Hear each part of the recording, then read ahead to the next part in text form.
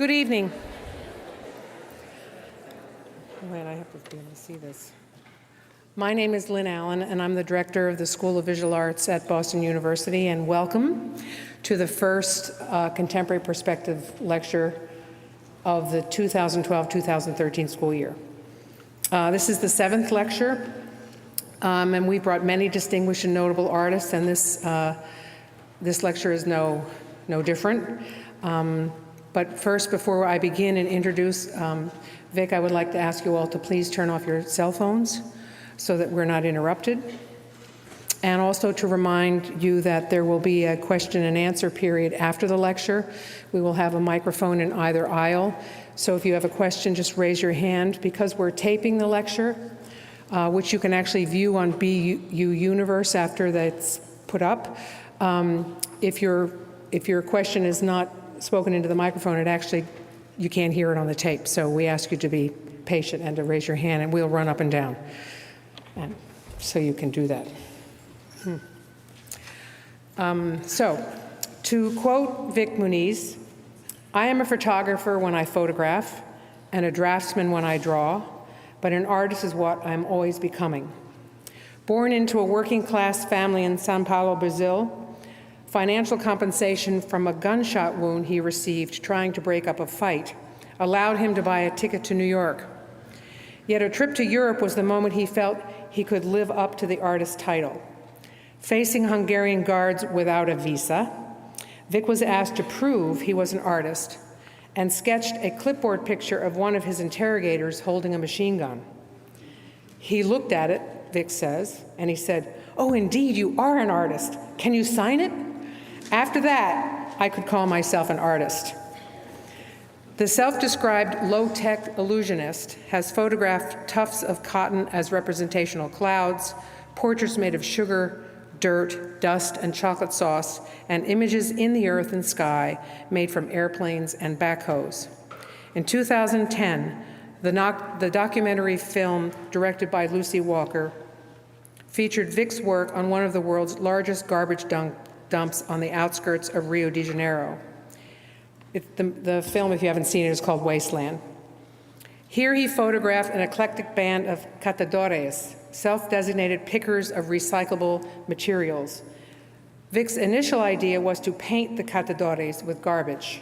However, his collaboration with these inspiring characters as they recreate photographic images of themselves out of garbage reveals both the dignity and despair of the catadores as they begin to reimagine their lives. The film was nominated to the Academy Award for Best Documentary Feature at the 83rd Academy Awards. Over the last 15 years, Vik has had many exhibitions, including the Whitney Museum, New York, the National Center for Photography in Paris, the Venice Biennale, as well as group exhibitions at the Museum of Modern Art, Tate Gallery London, and the San Francisco Museum of Art. In fact, he flies out early tomorrow for an exhibition opening in California. Vik is a great artist, an exceptional thinker, and a truly decent human being. Join me in welcoming Vik Muniz.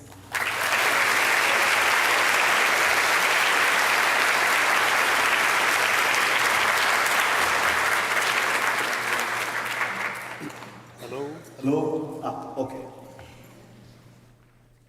Just put this back here. Oh, this is more like it. Thanks, Lynn, for the kind introduction.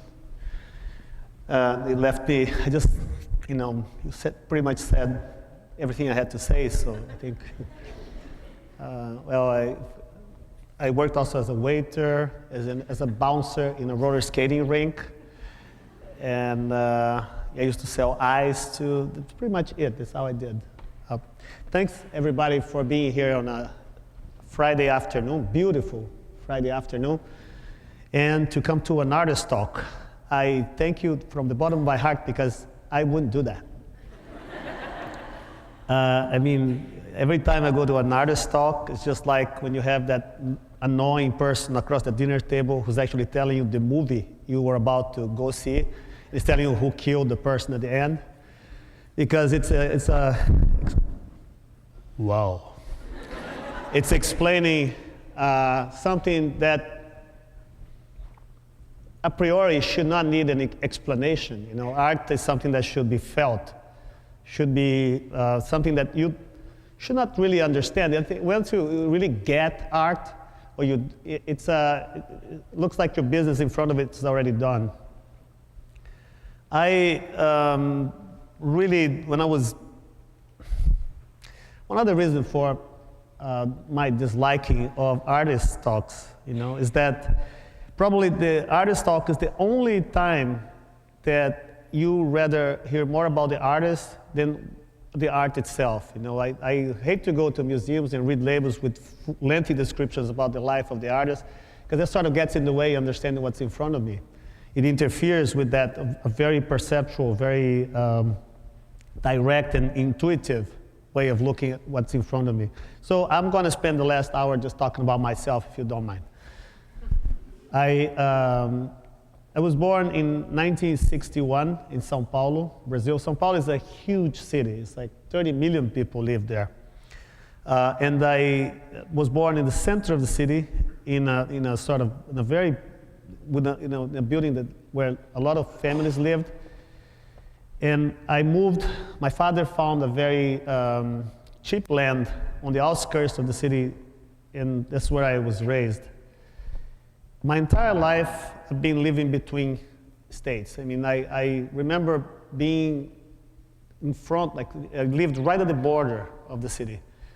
And from there, I could go into the highest point of São Paulo and see the city, which would go as far as my eyes could see. And if I turned the other way, I could see the Mantiqueira Mountains, which are this incredible forest.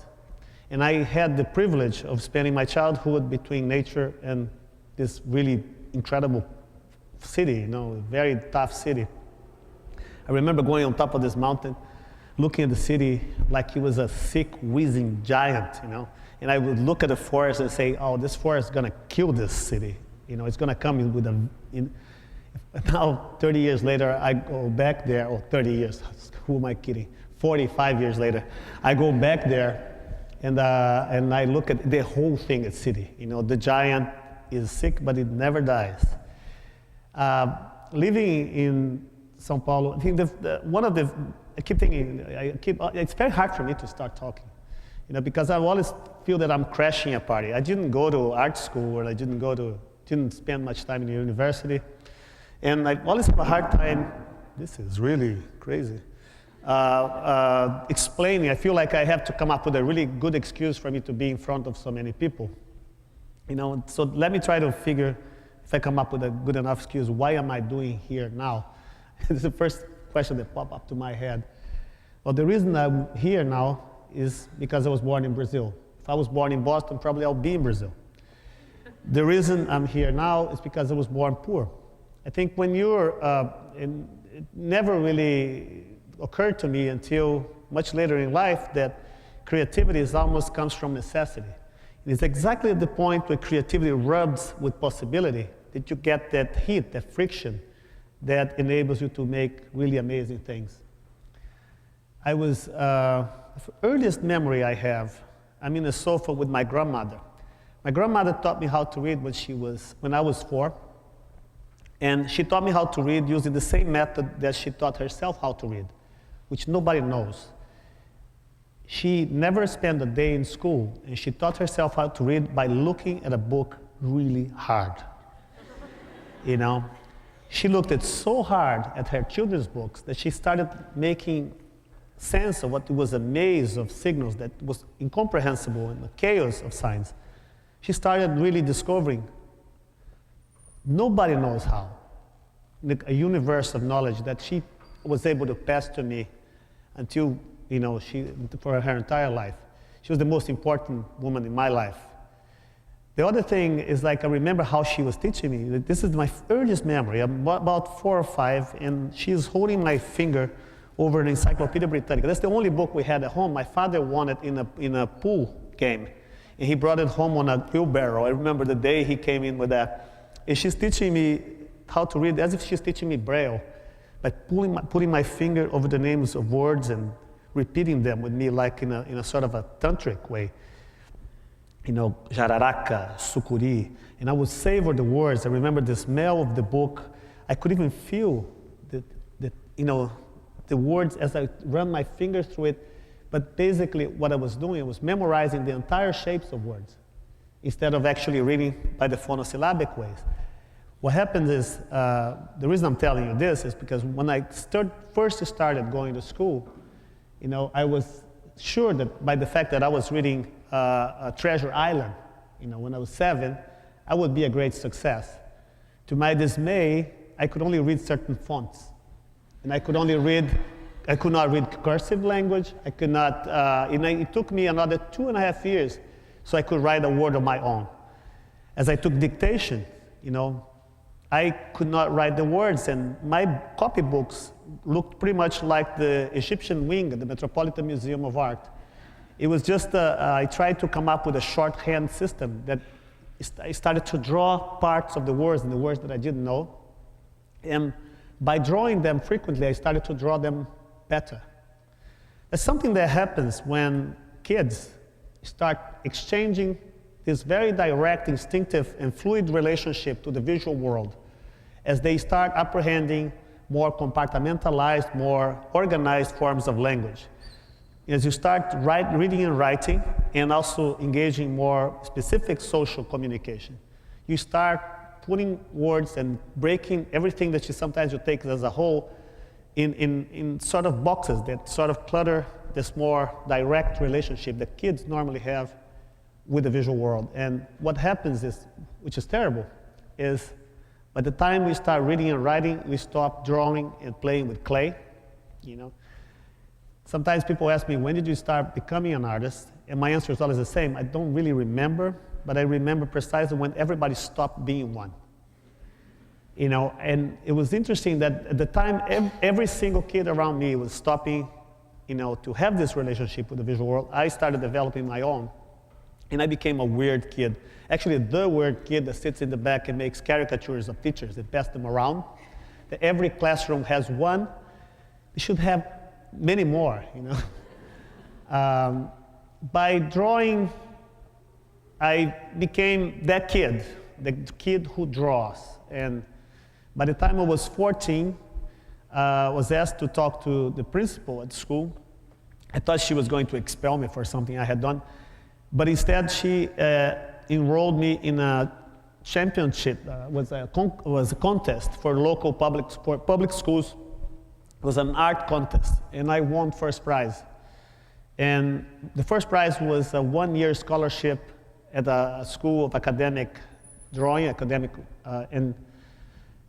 imagine, I was a 14-year-old, and I could spend the entire afternoon drawing naked people. It was amazing. I didn't miss one class. But as being in contact with technique, it's what Gombrich calls schemata. It's like there's a method in which art has been taught since, the 1400s. That's just evolved in a way that when you got to the 19th century and you got to the 20th century, it never really evolved any farther because we had photography sort of to make pictures, to do that job of depiction for us. It got to a point that you reach sort of a limit to what you can draw. And I started exploring more conceptual features of what drawing can be. Drawing is not just a way to come up with visual descriptions. Drawing is actually an exercise. And when you draw, you exercise the right side of your brain. But drawing is also something that it's much more than that. Drawing is magic.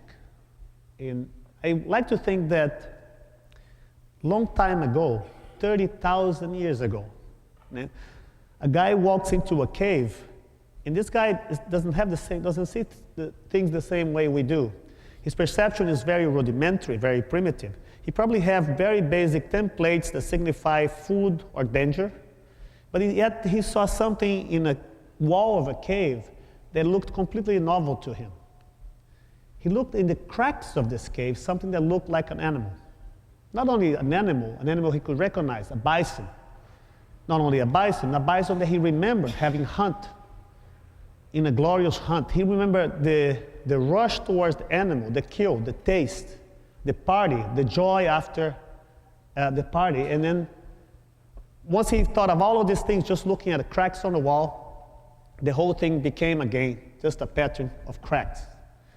Not happy with that, he picked up some blunt instrument on the floor, went there and carved the missing eye or the missing tail. And all these memories sort of came back again. This man was the first artist. The fact that this guy could not only summon the spirit of an animal that was not there or it happened in another time, and he can also share those memories with other people, created something that perhaps was the most important thing after the control of fire: representation. Representation is the origin of all power, because by being able to create knowledge that can be fixed and create knowledge that could be shared, this man was the inventor not only of art, but the inventor of history.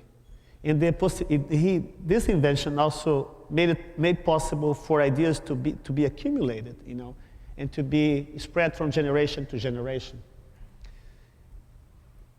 What this guy invented is the little trick that made us accept to be fooled momentarily for something that's not there. And that goes for a drawing, that goes for theater, that goes for music, that goes for the words that are coming out of my mouth right now. And representation probably is the root of the three pillars of our civilization: religion, politics, and economy. These three occupations rely on letting yourself be fooled momentarily. Politics relies on yourself being fooled for a long time. Thinking about drawing that way, I started thinking about how do we see what we see when we're looking at the bidimensional representation.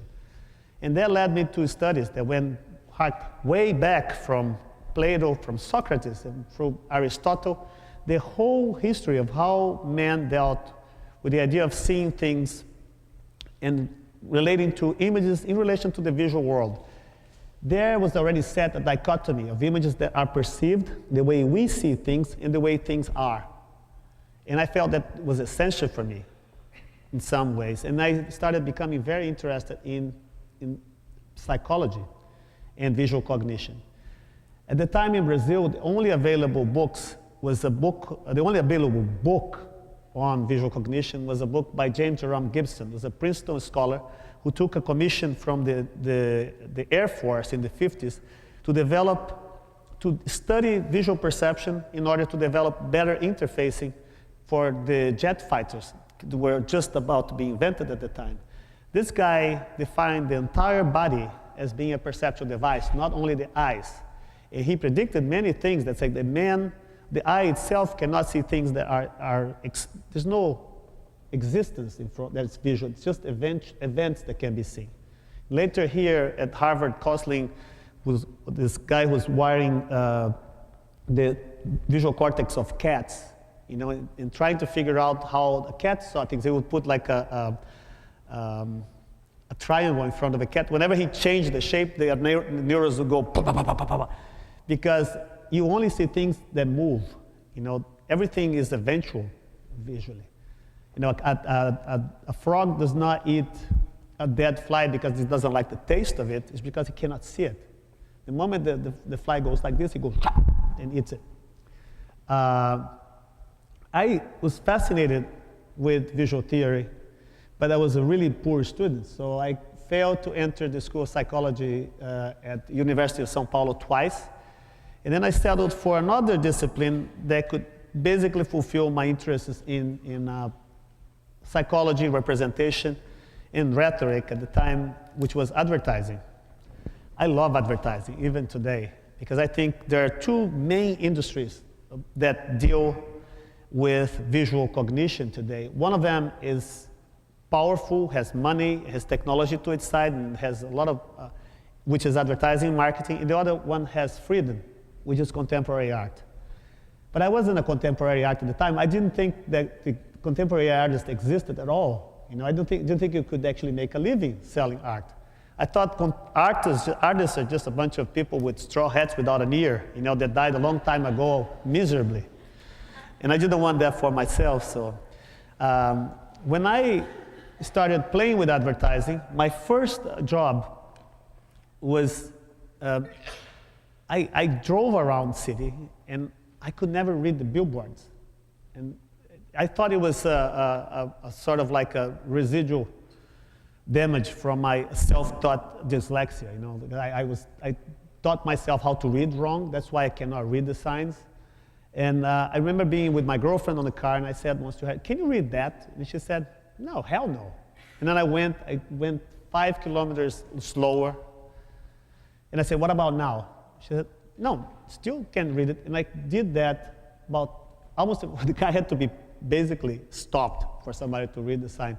And I figured that it wasn't my problem that I could not read the signs, as the signs were completely badly placed and they were all wrong. They would advertise for toys on a high-speeding road with the billboards parallel to the road. So you'd have to be a driving baby who could read backwards at an enormous speed to be able to buy the toys that were advertised. What I did for the next 6 months, I crossed vectors of speed, angle of approach, and size of text. And I created a sort of a chart. There were only 2 people in Brazil dealing with point-of-sale advertising at the time. I went to one of them. I was very bold. I said, "Listen, I have a way to fix all your signage, and I can. If you don't hire me right now, I go to your competition, And then he said to me, "Okay, I'll hire you." He paid me very little, but I took the job right away. And later in the following year, I got a really stupid plexiglass trophy for my invention, The day I was to receive this trophy from the Association of Advertising of São Paulo, I rented a tuxedo for the first time in my life. And I went to this party where I didn't know anybody. And I received this trophy, drank one martini, and when I was about to leave this place, there was a fight. Somebody was killing each other, basically, with the brass knuckles, And they were all dressing in tuxedos, People wearing, it looked like a James Bond movie, People fighting in tuxedos. And I went there, I separated the fight, and the guy who was being hit, he thought I was his assailant. So he went to his car, picked up a gun, and shot the first person wearing a tuxedo he saw. So think about that next time you wear a tuxedo. This person it was I, and then luckily it wasn't fatal, as you can all testify. And even more luckily, this guy was rich. And the first thing I saw when I woke up 3 days later was this guy full of bandages. He looks like the mummy, and I was sure that I had died and gone to hell. And this guy looking at me, I gave you some money if you don't press charges. So I took the money and I picked up a ticket to come to New York in 1983. This is the primary reason why I'm talking to you today, because I got shot in the leg. When I got to New York, also there was another passion. I was investing in another thing that had to do with representation. You see, there are projective types of representation where you can draw something, and there's also another type of representation, which is theater. So you can incarnate a deer or an animal or a god or another person, which is equally powerful. And these things sort of emerged at the same time, dance, theater, and drawing. And I was fascinated with alternative theater in Brazil at the time, in the late 70s. The reason for that is also, I grew up in Brazil during a period of military dictatorship. And although I wasn't tortured, I wasn't arrested, and I wasn't sent out of the country, I am a product of a very specific media environment. When you grow up in a country that is being taken by a dictatorship, you cannot say what you want to say. And all the information that comes to you, you don't trust it. So as a consequence, you become very aware of the elasticity of language. So you also become very good at metaphors. there were singers at the time that were singing love songs, but they were coded, and they were actually saying really bad things about the government. That sort of also consolidated a sort of an intellectual class of politicized people who actually could decode these messages. So immediately, if you knew what these guys were talking about, you felt special, and you felt part of a group of people that was different. That was when I started perceiving myself as an intellectual. On the other hand, all the information that came from the government, you had to sort of decode it also, because they're all full of tricks, and you could never trust it. You knew that it was all about manipulation, propaganda, and lies. And as a result of that, I became very cynical. I think this is all, my DNA as an artist comes directly from what I lived during dictatorship. But when I got to New York and started studying theater, I was thinking about my generation specifically, because, what a noise. Oh, it's a car brake. It was my generation. We were tired of pamphletism, of political discourse. We wanted just art. We just wanted to concentrate on the dynamics, on the mechanics of art making. And all the people my age at the time started getting interested in a sort of a theater that was very poor. And because of its poverty and means, it had to rely on participation. It was very engaging from the side of the audience. At that time, it was very circus-like too, because we're focusing on very mechanical aspects of representing things. So if we needed a river, we would line up a row of blue buckets and fill them with water. And the audience will have to see a river there the same way we had to see it. When I came to New York, I thought of maybe studying theater. So I took classes at NYU and the New School on theater design and stage design and theater direction. But also, to my dismay, at the time, there was a very stubborn brand of avant-garde theater in New York. And the thing that was big was Richard Foreman. And then you go to a theater and you see 15 unattractive, aged, ugly men, screaming obscenities for 2.5 hours. That was not my idea of entertainment. And you had that, and then on the other hand, you had cats. And I felt very lost. And for 4.5 years, I just sort of floated around, took bartending jobs, everything, and I was sort of absorbed culture by immersion, But fortunately, I was living in the East Village. And it was a time, very exciting time, that, all these galleries were popping up everywhere, galleries the size of garages. Now the galleries are always huge and very, there's a guy that sits on a modern desk and looks at you like you don't know anything. In that time, the guy looked like he didn't know anything. He was there to learn, so he walked into a gallery. And the galleries were so glad somebody walked into a gallery. They say, hey, can I interest you in some art looking or something like that? And then I started to make friends and started to look at contemporary art. And it is interesting. There's one point that you start feeling the pulse of your own generation. And that was exactly the turning point. I started to see, by looking at the works of people like Jeff Koons, Cindy Sherman, Ashley Bickerton, the witnessing of a different kind of person, a human being that assumed, that actually admitted that he didn't live completely in the material world, that his consciousness was immersed in the films, the magazines, all types of the media environment was a big part of his life. When you see the film stills of Cindy Sherman, nobody had to explain that to me. When you look at them, you see a person that's actually halfway through the media that's absorbing it. So the artist is actually projecting, its persona into something, a style that she's trying to replicate. I can be an actress in the films. I feel like an actress in the films. Every time I watch a film, these dynamics were being exploited. And for the first time, I thought, well, maybe I can do something in arts, because if these people are doing, because they're actually related to things that happen to them. I could feel the landscape too. I felt the world in which they were living. I felt as being part. So what I did, actually, there's a side story. You know, I had a girlfriend that went to Yale, and she was a snob. And every time I went out to see a museum with her, she'd just say, "Oh, shut up! You don't know anything. I went to Yale. You don't know anything." And then I think I became an artist out of spite.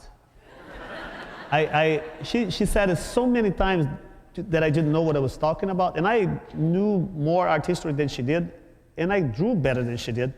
I felt, okay, I'm gonna get myself a room, I'm gonna find a nice modern chair in the garbage, and I'm going to become an artist. So I rented a studio in the Bronx, I painted the room all white, and I sat in a chair there, and I say, when is this art coming, you know? And I realized one thing, art is not a thing. Art is not subject. Art is not something that you can grab or understand. Art is like a filter. It's a vehicle. You have to pass art through it, you know. You have to pass life through it for it to work. You know, I know a lot of you are art students, and I sometimes I say I wasn't born to be an artist, but I was born, there was chance or spite. But I was born to be a teacher, and I like when you have like freshmen that come and you say, so what's your work about? Oh, it's autobiographical. It's like, you have to live first before you do something autobiographical. You know, you cannot be 19 or 18 and do autobiographical work. So the idea of what can you push from your life through this filter, and what can you collect as residue? And I thought, well, there's all this interest that I have in media, in drawing, in representation, especially in commercial art. And, you know, advertising is fascinating. If you are an artist, or if you have any pretense of becoming one, you know, you have to really be like the guy who drinks the wine before the king to see if it has no poison in it. You have to be an educated victim. And you have to absorb the entirety of the visual environment into you and see what you come up with. I think art is all about realizing, updating rituals in which man deals with the visual environment, or the environment, you know. And I think art is also about having this, I think the duty of the artist is with realism, but updating the idea of realism itself. You know, Courbet was talking about realism after the invention of photography. Well, what kind of realism is he talking about? I see myself precisely as Cézanne or Matisse or Poussin, easel painters, people who took their canvases to the landscape and were painting what they were looking at. I'm doing exactly the same thing, but my landscape is different. My landscape is partly inside my brain, and is a result of a cross-referential maze of really loaded images, that every remembrance of every preconceived image is loaded with so many meanings, because every time I remember something, I attach the moment I remember that thing to the making or to the memory of that image. We see too many images, and the images are very complicated, and I think we have to start, if you are to reproduce the world, this world has to come with the same complexity. But you have to start from the very beginning. So I didn't think I could make images, because I come from advertising. I think, are they going to say this is an image guy? He's just about image. So I kept thinking, in advertising, what you do, you give identity, color, shape to powders, gels, and liquids, you know. And it's interesting to realize that even today, marketing and advertising is being blended. So products are designed to fulfill certain duties in terms of how they get sold. So, you know, there's always, in my entire work, there's this dichotomy of what you think of an image and what it is in front of you. There's just this pairing. I'll explain to you a little bit further. So my first series of work it was about images or objects that have a sort of an identity crisis. By the way, what you're looking here is from another lecture. It was about creation. So, and I wanted to say that creation is what put the dog in this picture, and creativity is what makes us see a chicken on his hindquarters. So here it goes. The first works I did were called relics. They were objects, and they had to do with an object that is sort of in conflict with its own meaning. So this is a nail fetish. This is the origamist. Actually, there's one sheet of paper, the origami and the origamist. This is clown school. It's a remnant of a race of entertainers in Brazil a long time ago. The Ashanti joystick. It's so old, it's for Atari. The rocking podium for sports in the time of drug testing. The pre-Columbian coffee maker. The bonsai table. There's a little French table on top of it. The entire Encyclopedia Britannica, book binding in one volume for travel purposes. The half tombstone for people who are not dead yet.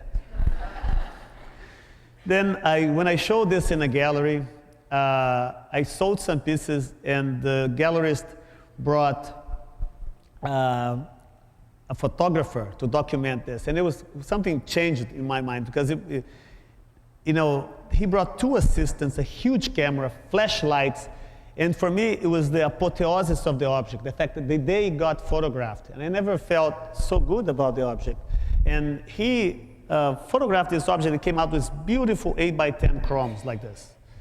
I looked at them for a long time, and they were perfect. The light was right, everything was correct, there was no reflections on the objects, but there was something wrong about them. And to find out what was wrong about them, I decided to replicate the object, photographing it myself. So I went out and I bought the wrong camera. For the first time in my life, I bought a camera. I loaded with the wrong film, shot the thing with the wrong light, took it to the wrong store for development, and when I got the pictures, they were right. Why my pictures were right and why the good pictures, the professional pictures were wrong? I looked at it for a long time until I discovered why. When an artist makes an object, autistic people and children have an uncanny capacity of rotating objects in a visual mental field. We lose that ability as we grow older. So whenever we conceive an object in our minds, we have an idea, we see the object from a specific vantage point. And when we create the object, we put the object in a pedestal like this, and then we scan it around until we find the match that looks just like the object when we saw it before we made it. The professional photographer had no access to that image because that image was in my head. So immediately I started thinking about what are these images that are in our heads, and how do you make things that go a full circle? Coincidentally, at the time I was doing this exercise, I didn't think of it as art. The first book I bought when I came to the United States was The Best of Life. It's a book a lot of you have at home, which is a collection of Pulitzer Prize-winning photographs that everybody's seen it, everybody knows it, and yet, like a family album, you open it from time to time just to reload the mnemonic content of this image, to remember them a little bit more. When I lost the book in a beach, I don't know why I took that book to a beach, but I was tempted to redo the image without looking at them. So I started doing them by memory. Some of them were very easy because I had drawn them many times before. The fact that every time you draw something and you let it be, and then 2 days later you draw it again, sort of has a cumulative effect. So memory is sedimentary. Some of them are impossible, like facial expressions, for instance, are very hard to draw. I tried to do the shooting of Lee Harvey Oswald. I could never replicate. I did it in the mirror, tried to make his face like this. I could never do it. I tried to do Marilyn in Some Like It Hot. She looked like an ostrich. But the ones that were developing well, that's because when you start with the wrong memory, it looks like when you're doing like a knitting. and you make a mistake and you don't care, so the mistake is like a cancerous thing. It just grows, and then the whole drawing goes bad. But the ones that were good, I was invited by the same dealer to, okay, why don't you show these memory things you're doing? The thing is, I liked them, but they were really bad drawings, because every time I remember something, it doesn't matter if I had like a gouache, whiteout, pencil, ball pen, I would run and I would make a little alteration in the drawings. So they looked really bad. And I was ashamed of selling those bad drawings. But I also was attached to them. So I had an idea. I'll take a picture of the drawing. I sell the picture, I keep the drawing. Good deal. So I make the drawings, took pictures, and when I took the pictures, I felt tempted to make them slightly out of focus, to erase the marks of my hand. And when I printed them with the same half-tone language, which was the language that I first had seen these pictures in the first time. So you see, the idea goes full circle. Like the image in my head before I made the object, I had seen these images in a book, and I had made them and had reproduced them exactly like they were before. When I showed this in a gallery, people didn't care if the images, they never questioned the nature of the images. They thought they were looking at the live images. They only criticized the quality of the printing, and the fact that the images are kind of out of focus. They say, oh, these images are very bad. I've seen better prints of it. Oops. That's another thing that I discovered. When you make art, you only make half of it. The other half is accomplished by the viewer. The fact that I had developed these drawings to a certain extent took me halfway, so the viewer, the person who already knew these images, would come and meet me in the middle. So when you look at this print, you almost have the impression that you know that I'm talking about. You can now see it as an event, not as a picture, not as a drawing. But this is actually what happened. And that's the main reason why I never got sued by AP or Reuters, because I did this picture, because they looked really different. This is how I show the picture. I made it look like the how of a company that didn't have money to buy art, so they got pictures from the Library of Congress and they put it there. So I made the chair railing in those very ugly colors.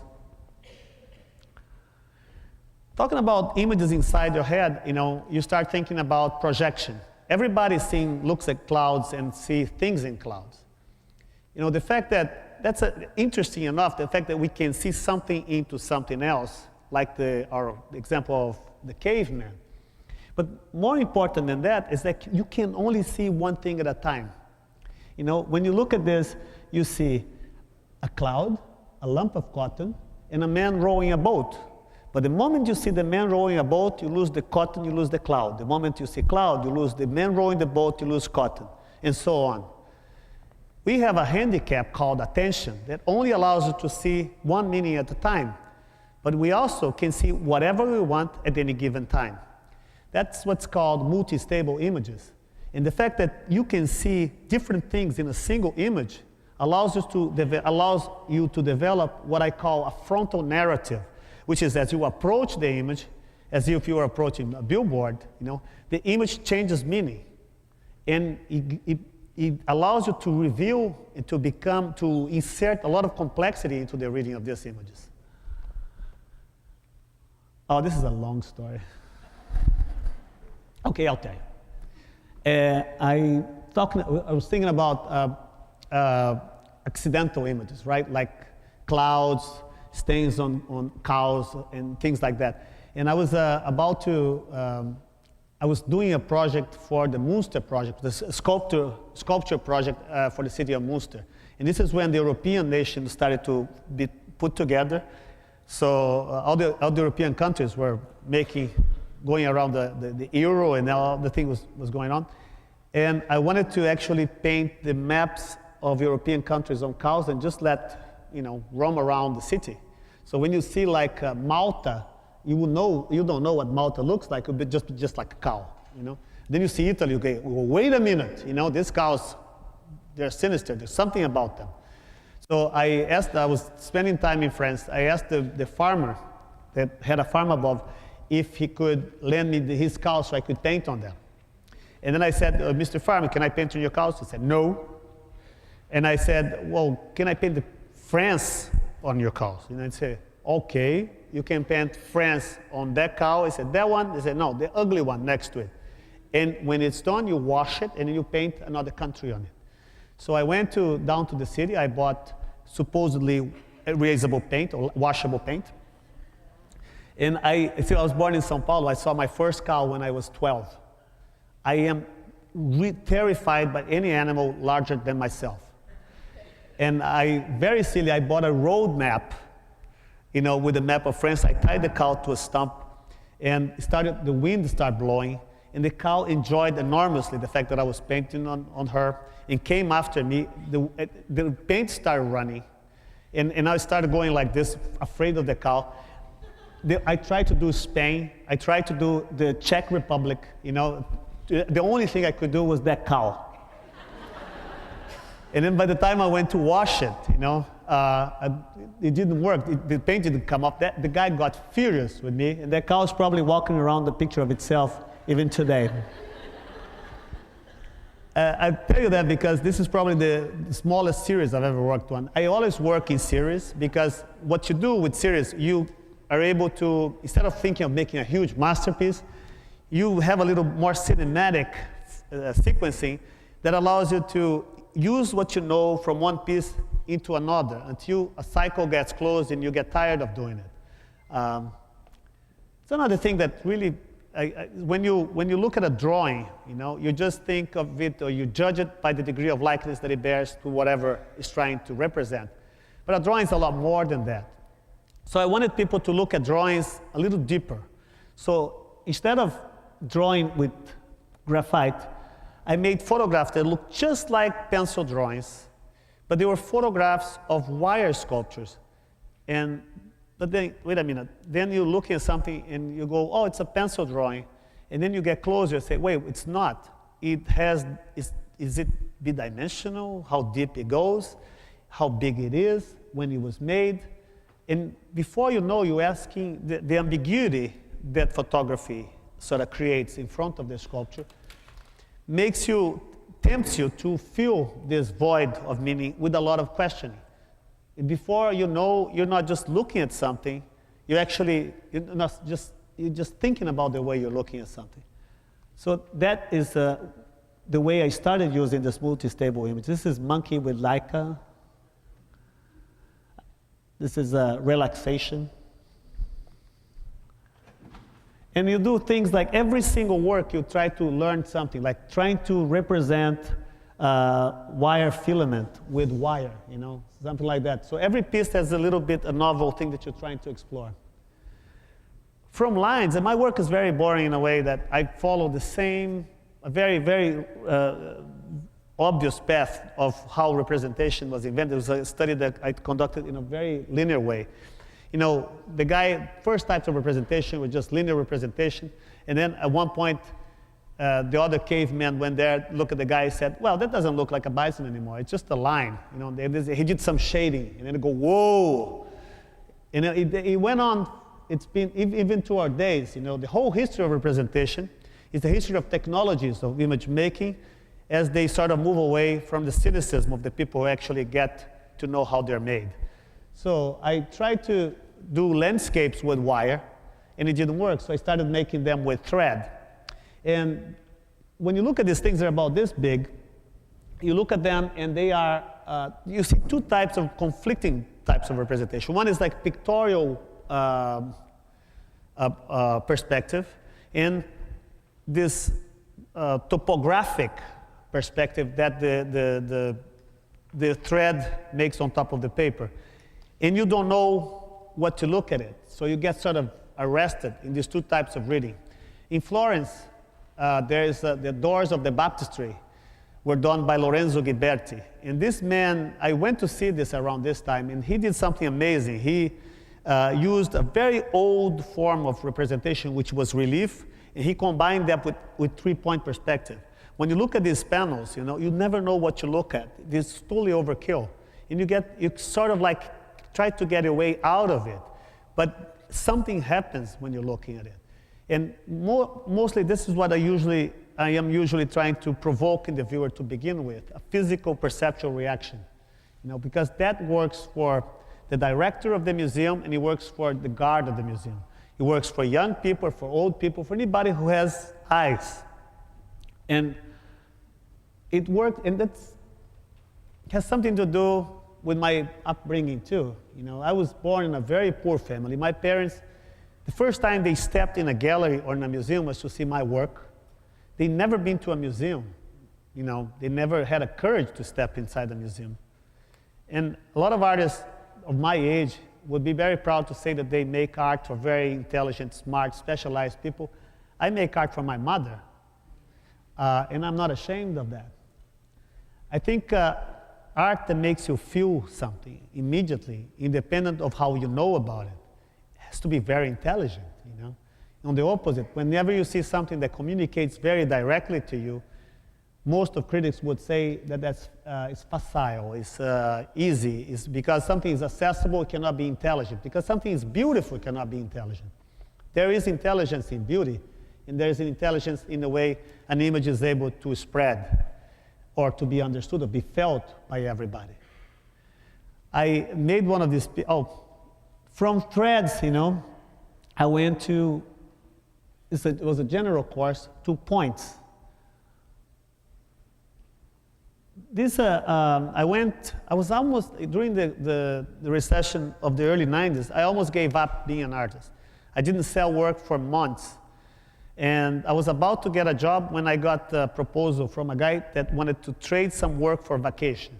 And I said, job, vacation, vacation. So I took a vacation to St. Kitts, spent 2 weeks playing with these children. And at the end of the 2 weeks, one of them took me to meet their parents. The kids were wonderful. They were sweet. They were, alive. They're like any other, child I've ever met.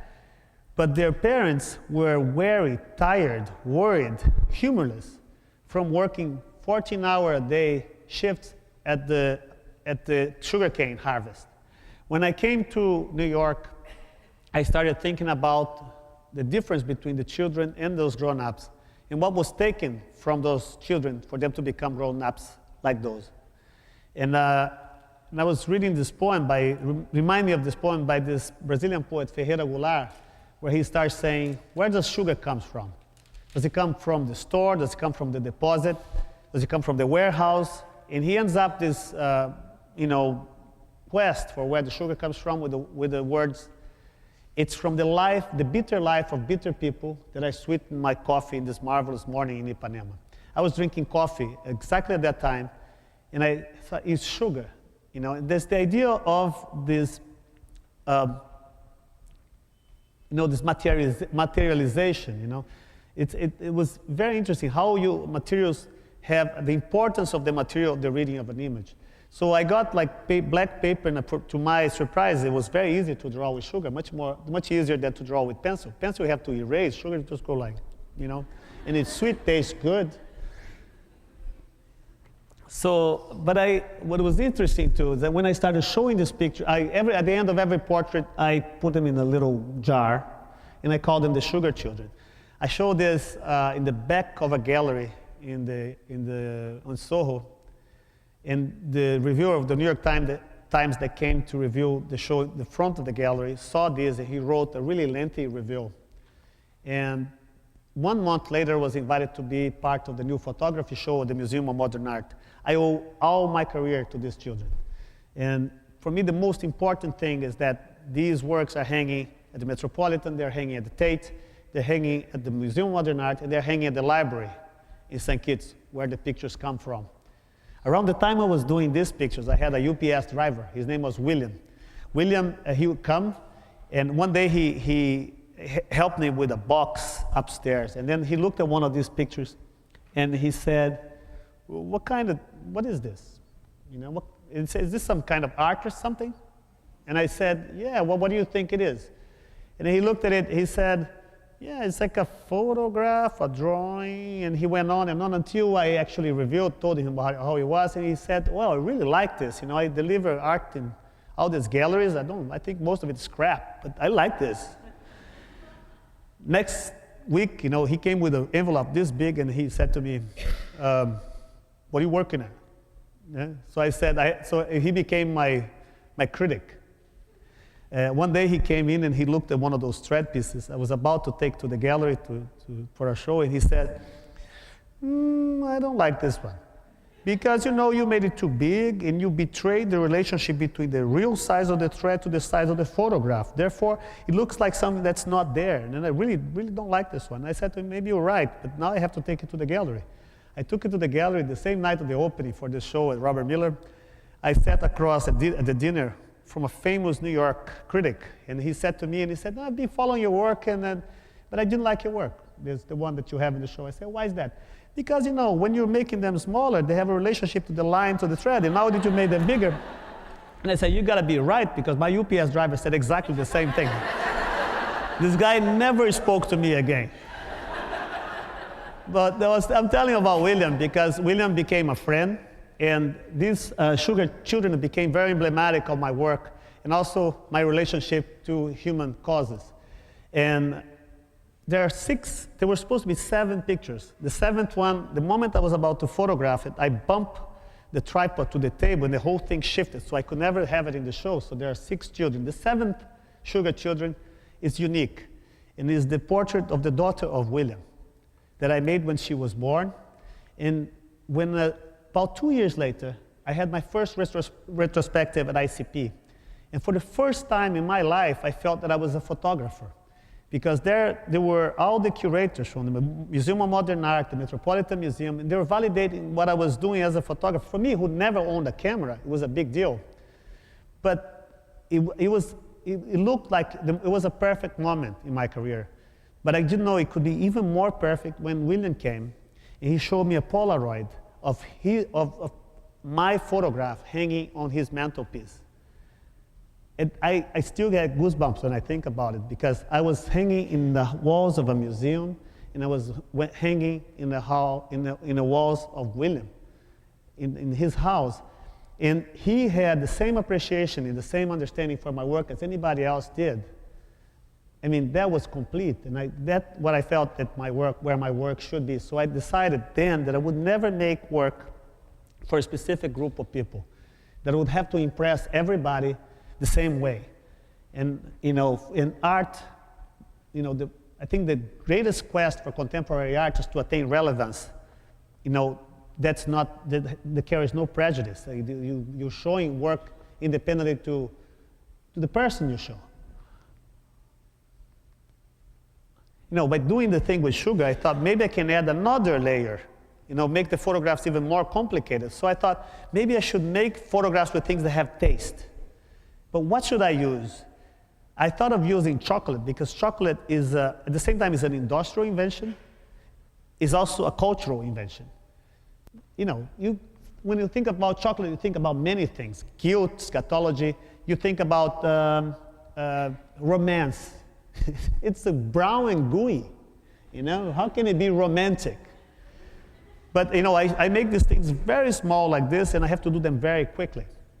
The fact that I was aware of how material affects interpretation, and allowed me to do many, many different images. So when you do genetic research, you don't do it with elephants or crocodiles, you do it with flies. So because I could do them quick, that enabled me to test a lot of these things. So I made people kissing, and I made people killing each other in chocolates, to see what really happened. Probably Freud was the first person who could explain why people like chocolate, so I did them in chocolate. It was my first subject. The other guy, the messy thing, very, why people like to walk around with pants full of paint, things like that.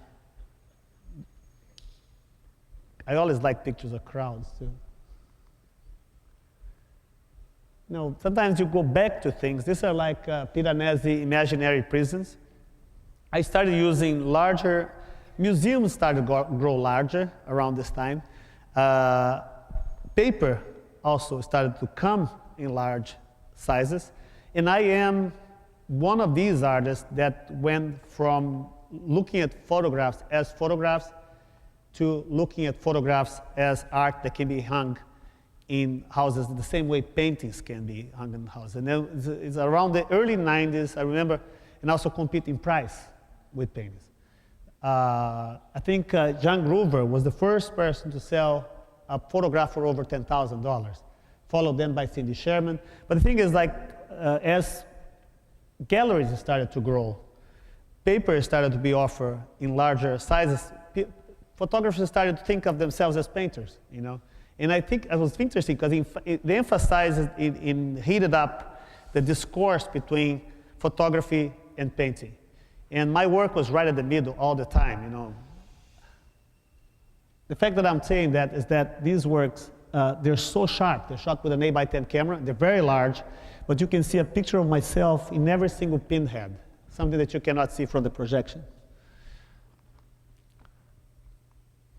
I started thinking about William again. You know, I moved to a larger studio, and I started, instead of working with substances, with thread, or I started working with objects. So these things are shot from an angle.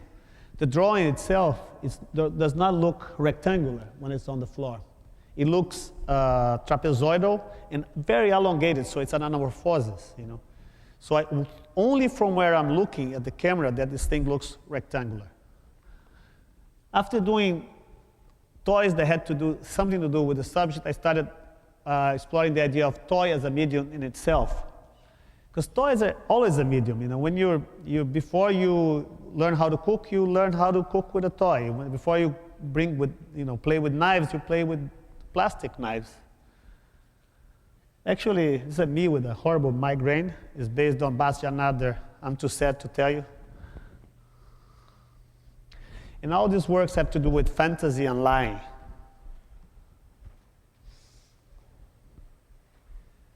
You know, I've never think about, oh, I'm going to make something out of diamonds, because I will never think of no crazy person will give me enough diamonds to make a picture with. But I have this collector who came to me and said, would you like to do something with diamonds? I say, hell yes, give it to me. So he gave me a whole bunch of diamonds, put a light on it, and I said, this is beautiful. The first thing I thought was to have like dogs copulating or somebody killing each other with diamonds.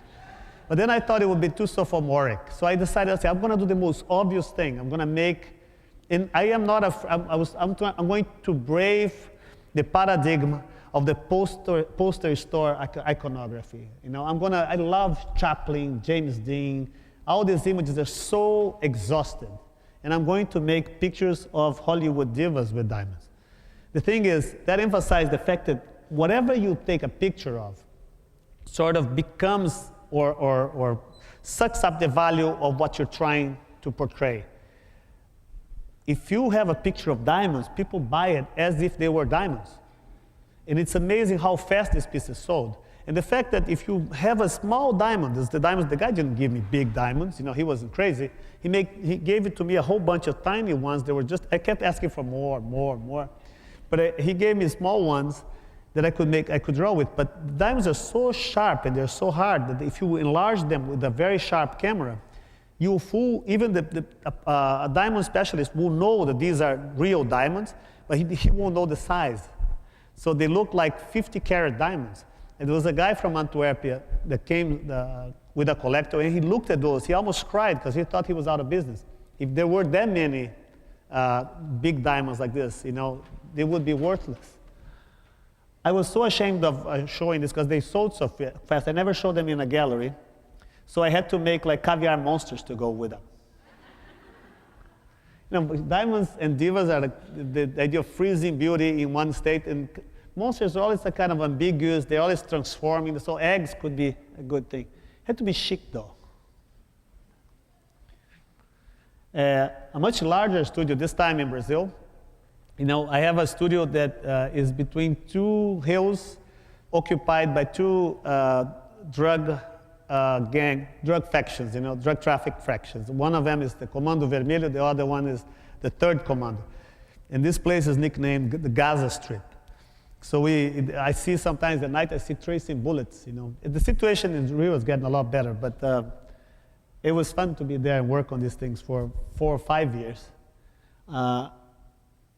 What I do is done the same way with toys. I did work with toys, but not this time with real things. So when you look, this is Narcissus from Caravaggio, and then you look at something that at first you see an image that you sort of know very well, which is the Goya, Saturn eating its children, and then all of a sudden you see a piano or a mannequin or a huge tire truck. The thing also that things are very large in the front and they become very small in the back makes everything confused.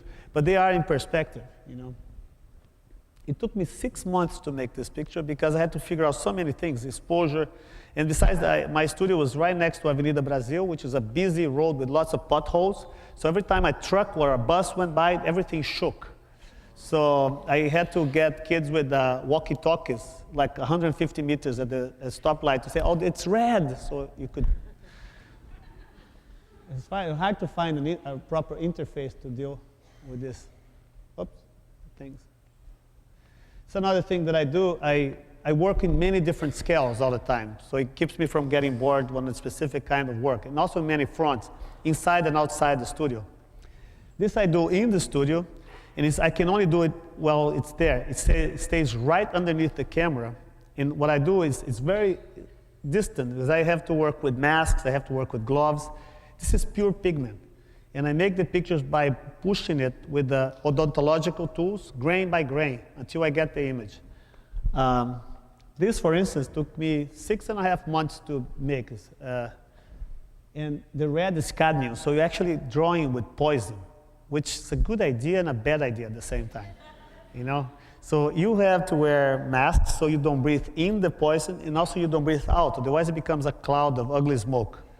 And it's gloves and goggles, and you can't wait to finish. You know, there are works that the pleasure is actually while you're making it, and the works that the pleasure is exactly when you finish it. You're so glad you're done with that.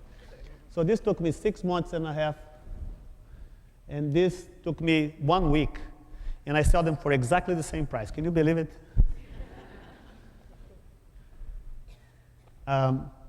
Although I am a Brazilian person, most of the art that influences me comes from America and Europe during the time where I lived, from the 60s and 70s precisely, and works like, and I'm extremely influenced by pop, by arte povera, by Beuys, by Warhol, and by minimalism, and also by land art. But it's funny that, you know, looking at land art, I'm fascinated with Spiral Jetty, for instance. And I don't ever want to go see it. Because if I go there and this thing is smaller than I think of it, you know, I'll be very disappointed. I think of Spiral Jetty in the winter at night when it's covered with salt, when it's submerged. Smithson did not make a piece in a salt lake somewhere. He made a sculpture in my mind. And the idea that, what does this, you know, what is this sculpture like? You know, if it exists in my mind, I kept trying to resolve it by first making my own in the studio, trying to figure out how to make one, a cheap one, you know. And then it wasn't much fun, you know. So I convinced one of the second largest mining company in the world to let me make like about 30 earthworks, about a mile long, some of them. You know, I started with GPS. They're so large that they can be seen from commercial aircraft. And they can only be photographed from helicopters. But the imagery that the artists from the land art movement mostly were abstractions, and I didn't know why they were abstractions. So I picked up these like copyright-free images, really stupid ones, like sign here, or dice, like the furry dice. And I made really dumb archetypes, you know. See, this is the target. There's the sign here hand that the lawyer gives you to sign. This is about 1 kilometer long ruler. The shovel. That truck that you see, oops, oh no. Okay. It was a big truck. That's a person right here. This is a small one.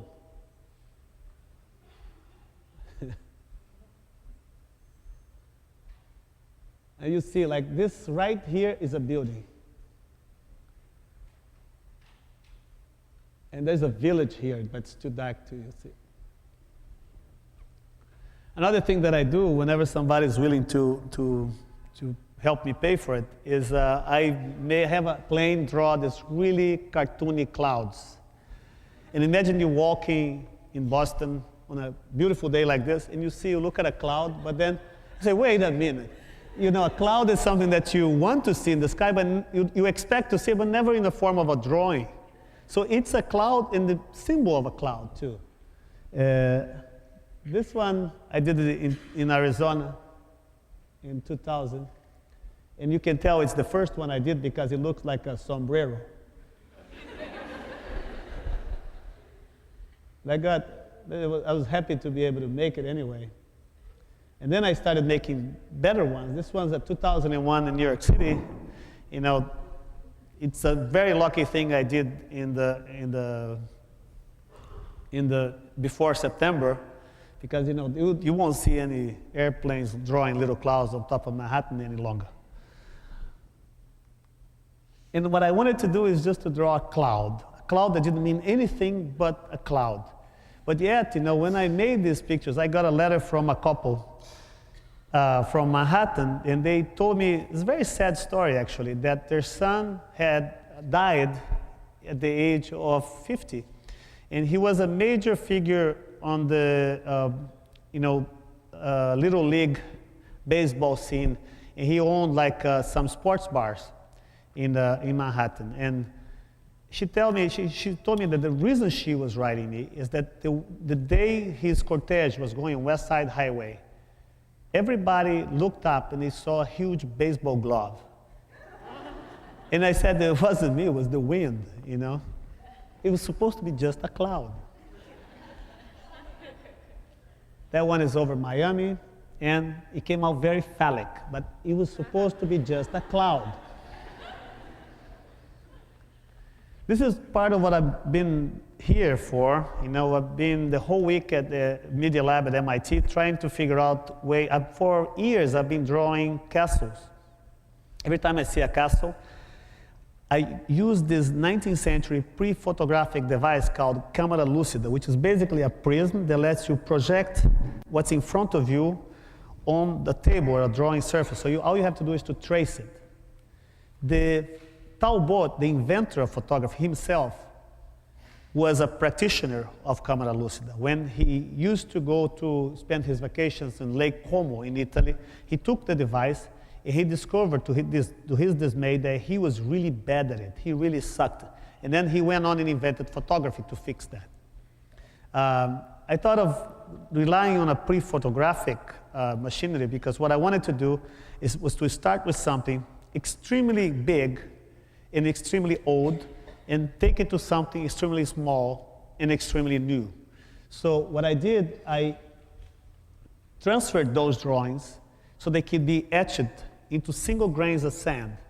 And what I wanted to bring them back to something big and old by printing them on making huge photogravures, which is a 19th century way of printing images as well. So I did this with Intel a long time ago, but you know they had better things to do. They abandoned the project, and now I picked the project where they left it, and I'm doing this in Boston. So it's a project that maybe next time I'm here, I'll show you, or we're going to have an exhibition of this here in Boston as well.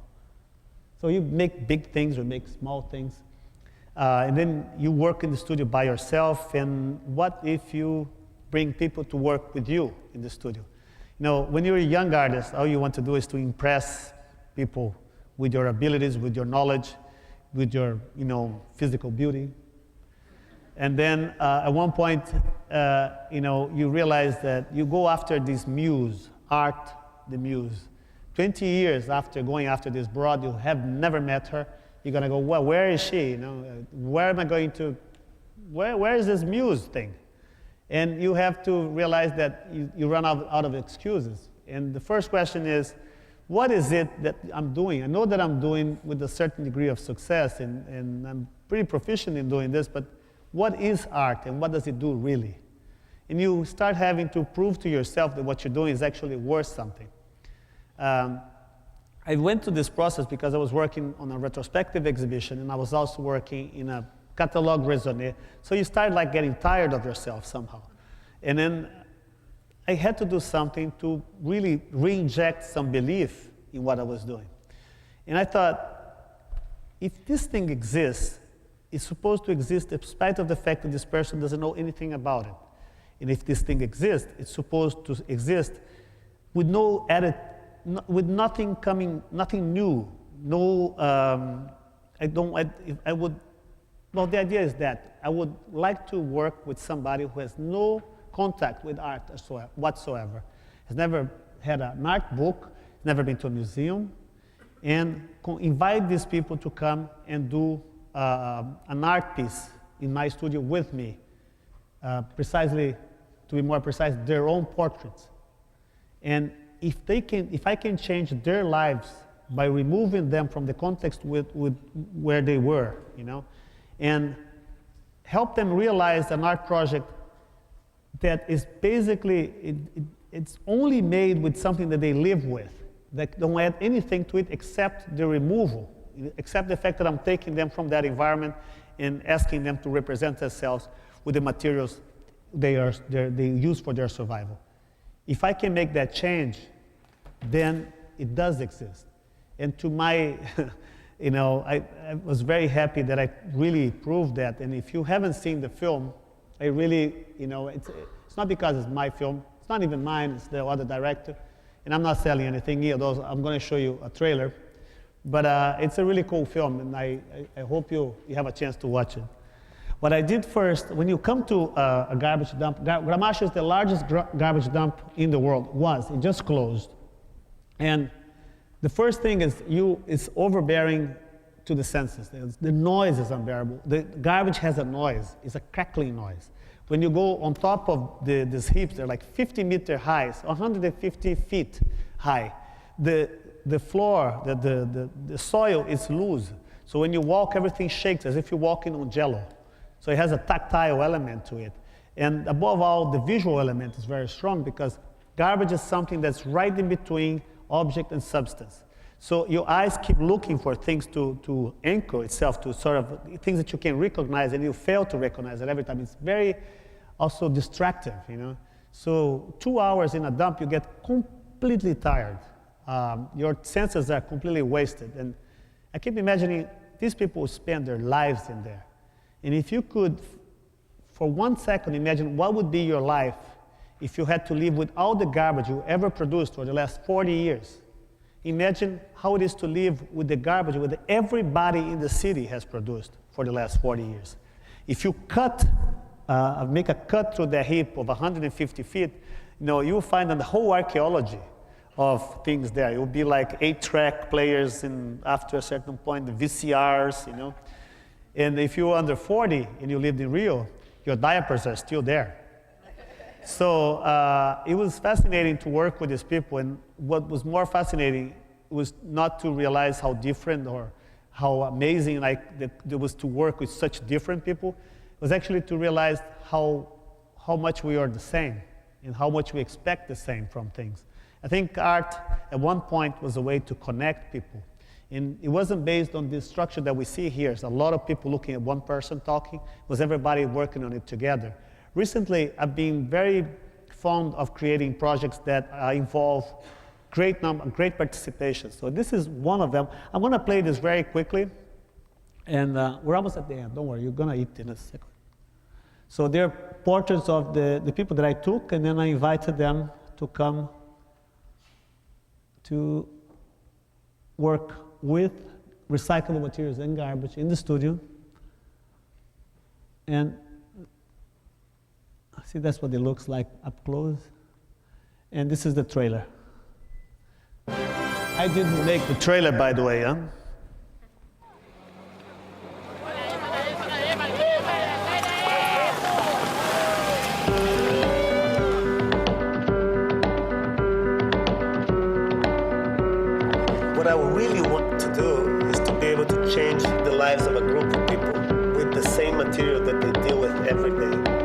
superstar artist. Eu queria fazer a entrada dos catadores e o dinheiro todo da venda das fotografias iria reverter para fazer alguma coisa mudar aqui.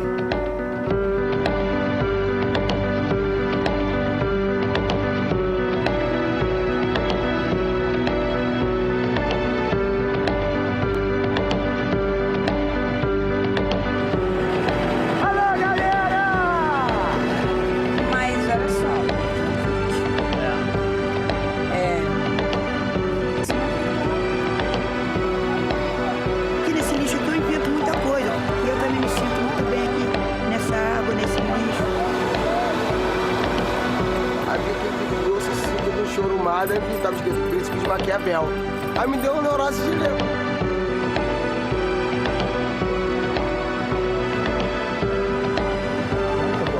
Pensando assim, o que você vai fazer na hora que você sair daqui do Jardim Gramado?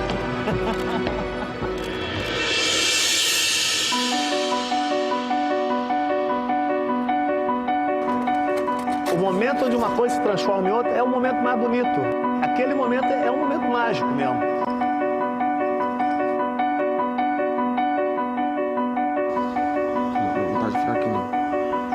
Que isso e por que isso? Obrigado.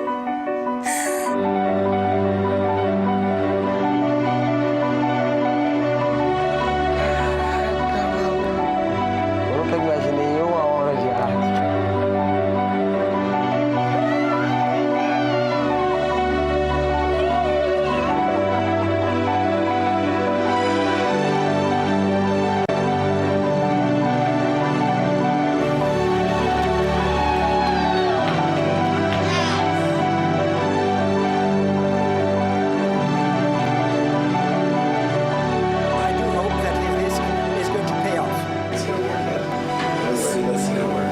Number 272, the great work by Vik Muniz, Pictures of Garbage.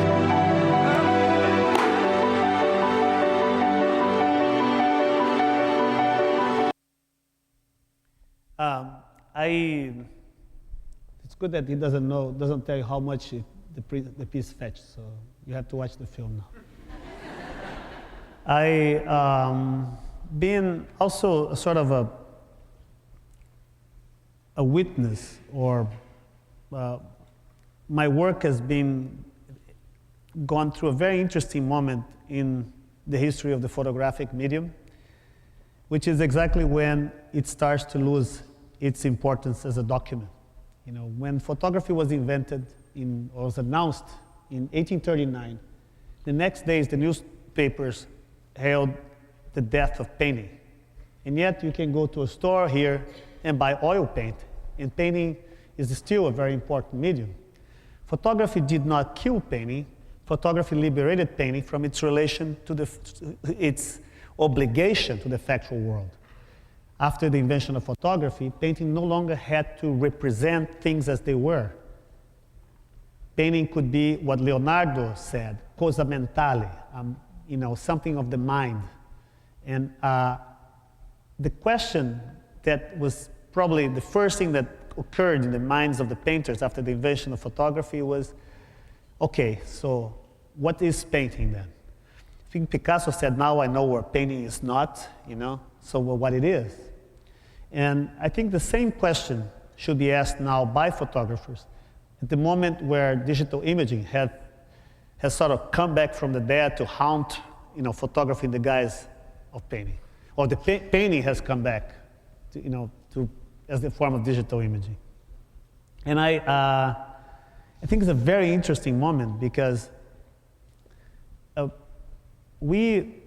perhaps we were not very aware of this, but in 1992, more around that time, we were able to come up with strong technology like Photoshop and Corel that allowed not a few specialists, but most people to cross the threshold of visual representation.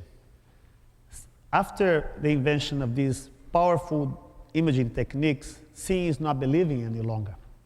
So just picture this, right now, everybody is correcting pimples and zits and stains on skin, on Facebook profiles.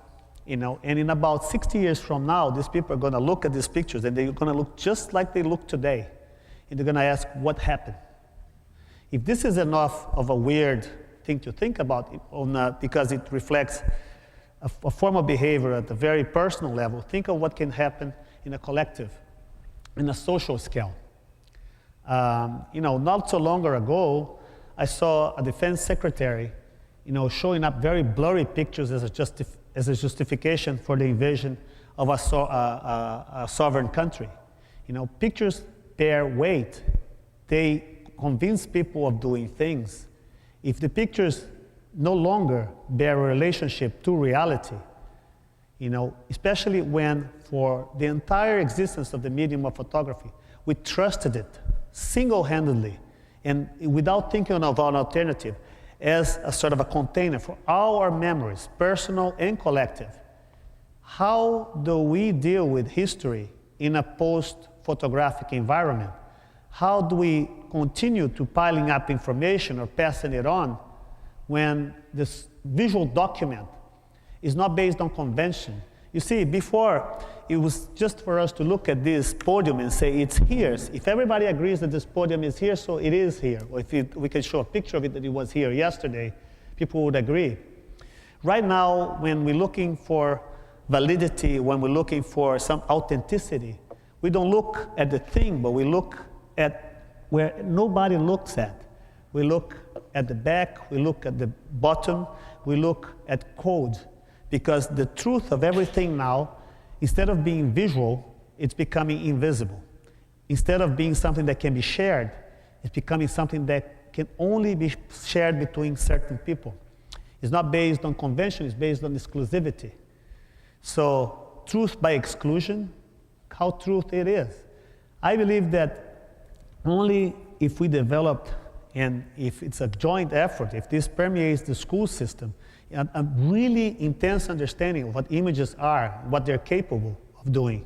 If we exchange our programs that we have in school, that's like arts education, not talking about at university level, but for elementary grammar school, arts education is just occupational therapy. In Brazil, it's a joke. You're just a way to make ugly rugs to give at the Mother's Day. It's really, if you replace this for visual literacy courses, if you raise our children with a deep understanding of images, even if they no longer bear truth, perhaps some ethical system can emerge out of this effort.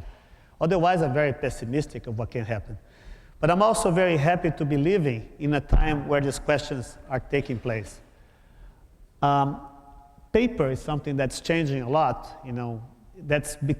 Paper is going from being information to being document.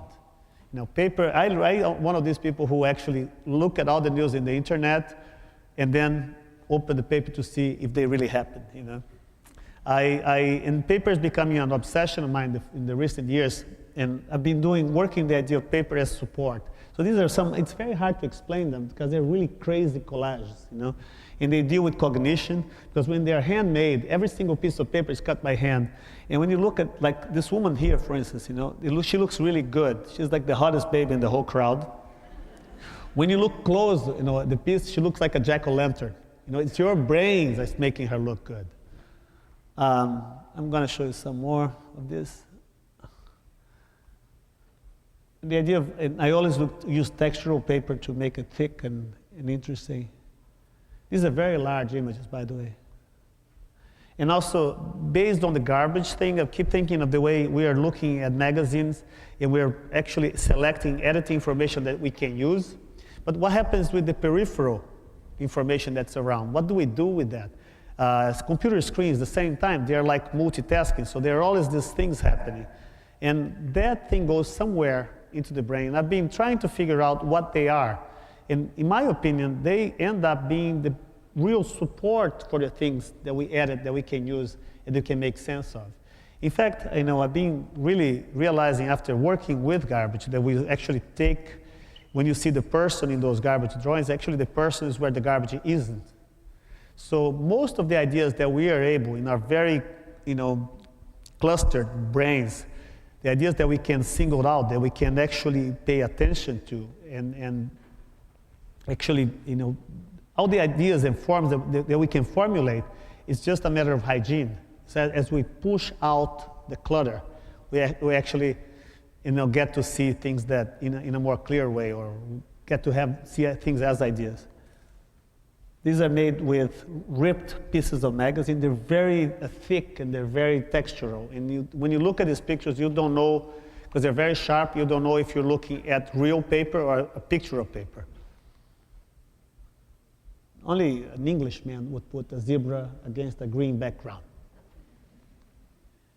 And this is, sometimes you can always go back to making objects. And I'm showing this too because I'm very proud of this. When people fix motorcycles and fix cars so they look really good, I do that with motorcycles, but this is my hobby. For the last 10 years, I've been making perfect photorealistic replicas of the back of the most famous paintings in the world. So, and I do it with the highest degree of fetishism that you can think of. It's where I apply all, my craziness is to do this right now. I went one day, 10 years ago, I was walking in the Guggenheim with the then director, Lisa Dennison. And my favorite painting in the museum is as you saw in Wasteland, is the Ironing Woman from Picasso. And I saw the back of the painting. And that made me think of something that I had seen when I was 7 years old. The first museum I've ever been to was the MASP in São Paulo. In this museum, the architect had a great idea. She put all the paintings facing the entrance of the museum on glass panes. So for a 7-year-old, I didn't care about painting. But I loved to look in the back of the painting. So there were like little insects, there were dirty things, there was like this arcana, it's very mysterious. And I remembered, and I asked Alyssa, can I take a picture of the back of the painting? And she said, yeah, sure. And I said, can I bring my camera tomorrow, big camera, and take a picture? And she said, okay. Can I take a picture of everything with a big camera? And she said, yeah. And I was like, so I came and I started photographing the paintings of the Guggenheim. And then I had the paintings of the Guggenheim. I had a meeting with Kirk Varnedoe, the curator of the Museum of Modern Art then. And I said, yeah, Kirk, look at what I've been doing, the Guggenheim let me take pictures of the back of the paintings, And he said, why don't you do this here too? And I said, so I would like to take a picture of the back of Starry Night. And he goes, okay. And I said, what about Demoiselle d'Avignon? Sure. And he went like this. And I never knew that I would get a yes from this. I'm not used to getting answers like this. So what you see is a picture of the back of Starry Night. What we do, we make these things, we work with the conservators of the museum, we take it back to the museum, we put side by side, and nobody can tell the difference. Even the hair of the canvas, like the little lines coming out of the canvas, they are to match. And there are editions too, which makes it vulgarize them somehow. But they're so much alike that you can make an edition. You cannot tell one from another. Every hole, every label, every scratch, every single thing is exactly the same. So here is Starry Night, Demoiselle d'Avignon, and Ironing Woman. When I showed this in New York in the gallery, people would come in the gallery and go, oh, I'm sorry, I didn't know you didn't have installed it. Sunday in the Park, I did this with the Museum Art Institute too. The Smokers in Red Studio. This is Demoiselle d'Avignon. Sometimes, the hardware of these things were only done in the 70s, so we had to mill new hardware. Work with the machinist to actually make exactly how it was done before. All these holes, everything is exactly the same. And it's interesting, when a painter finishes a painting, the front of it remains exactly the same. And it never changes. The idea is that it never changes. A painting that Cézanne painted in the 19th century, you're going to look at it, the front of it remains exactly the same. The back, however, changes. It suffers. It is drilled on. Every time the painting is exposed, it gains a new label. So the back tells the story of the painting in a very strange way. Also, the back looks like the studio of the artist. You see some of the same dust, the same character. that you have. And when normally you show a painting, you're looking always at the back. The people in the museums love to work with us on this, to the point that right now, I've been getting letters to actually do the back of paintings of museums, like the Minneapolis Institute for the Arts, Minneapolis, how does it go? Minneapolis, somebody from Minneapolis? Yeah, okay, good. So I work with forgers, I work with calligraphers, I work with printers who have block printing, and we have about 35 people working each piece like this. It takes about 2 years to make each one of them. This is Grant Wood American Gothic. So these things here are exactly like the original. And this is my latest project. After 4 years of insistence, they allowed me to do the Mona Lisa. And you know, it's a fascinating thing. So you're dealing with the most popular, the best known image in the entire world. And you can tell by my face how happy I am to do that. The Mona Lisa is at the pinnacle of pictorial conservation and fetishism. It stands behind a 6-ton shot glass that moves with no noise. When the guy presses a little button, go, and opens a chamber that's perfectly controlled. You know, the atmosphere inside this place is completely controlled. It's always the same, with a mild mix of gas to do with bacteria. And what they do, and then they press another button, the thing has a robotic arm go, something out of a James Bond film. And then they do it once a year, the first Monday of November. They open it up so they can check what happened to it. Nothing ever happened because it's so like, but they do it anyway. And they have a band, like this little thing here is packed with electronics that gauge every single aspect of the movement, physical movement of the painting. The painting in the 19th century cracked in the back, so it's bowed like these two sides here. So to make this piece, which is my version of it, we had to carve there's a very light curve here. And we have to actually hire the same guy, which is the director of the Uffizi, to build the same electronics that's in the original painting, with one exception. In next November, there was a problem. The battery of this thing was running out because it was radio triggered, and everybody that was with the Nextel phone in the place would make it go on, so it was running out of battery. So our version, this one, has the new one, so we're ahead of the Mona Lisa.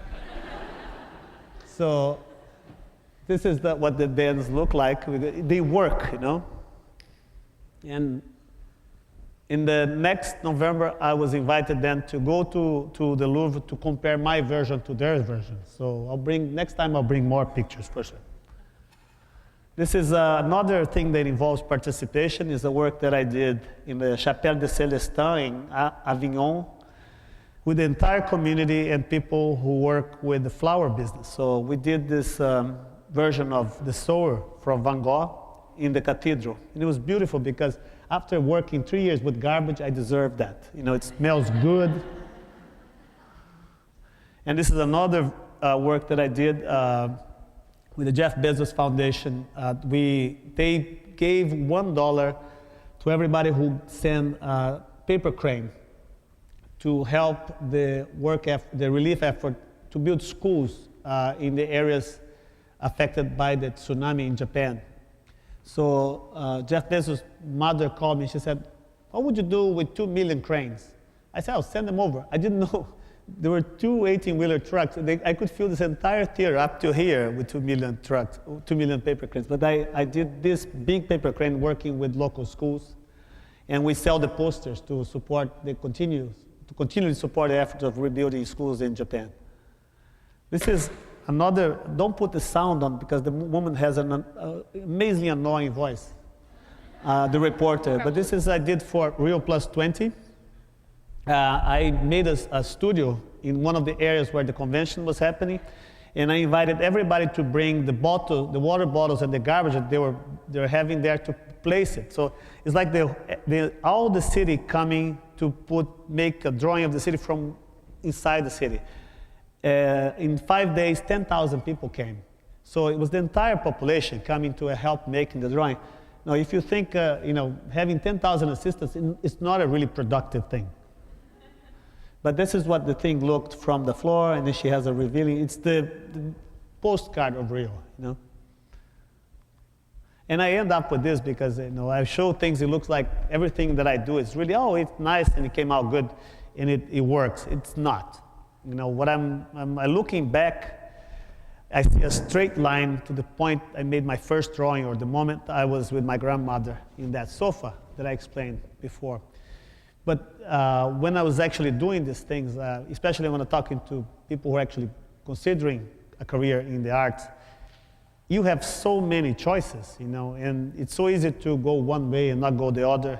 Makes me think on like the Wizard of Oz, when they come to a fork in the road. What if they went the other way? She wouldn't have met the Tin Man. The movie would be completely different. And I end up with this because it's failure. I've been doing for 8 years. I've been trying to draw with molten metal, trying to draw with something that's hot and is dangerous, untouchable. It's so remotely, it's nothing to do with what you can actually relate physically. And I can't do it, and I keep insisting I do it. Right now, I'm up to the point that I'm building a 2-inch thick stainless steel mirror that weighs about 12 tons, that can be lifted upon a sort of a stencil that's lower into molten metal, so I can photograph it from 12 meters of distance in this place in Rio. I've done this about 35 times. Every time I do it, I fail. And this is one thing. I tried to replicate the RGB pattern of billboards with M&Ms, and I asked children to help me. The rest, When I was doing the thread pieces, I forgot to say that I had a cat, And when I was doing this pigment pieces there are many series that I didn't show it to you here today, but I used to do these things with the first series of garbage that I did. Took me 3 weeks to make, and I was doing the same way I was doing the pigments. I was doing with garbage from Carnival, and once I worked for 3 weeks on a piece, and the moment I had finished it, and I said, "Good, I'm going to shoot it." I put the film loader, and the moment I'm going to pick up the shutter, just to the shutter release. My sleeve catches the latch of the lens board, and the whole thing falls on it. And I had my legs went like, But there's a church who said, never, never, never give up. One thing, just to finish, this is really dragging, but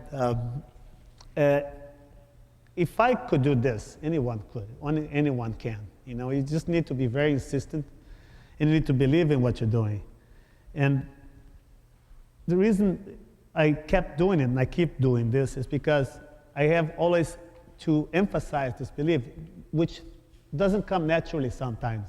And it's perfectly understandable. Sometimes you feel dry and you feel that things are not going the way you want. The most important, the hardest thing in the preservation or the making of a really long career is how you manage creativity.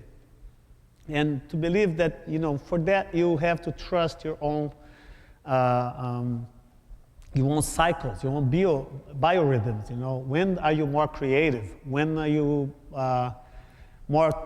you're more attentive? When do you really can concentrate on things? And what are the cycles? How often should you take a vacation? This is the kind of things that you be very aware of. I think it's a really exciting time to deal with images because we live in an environment completely dominated by images. And understanding them will help us understand the world a little better. Thank you.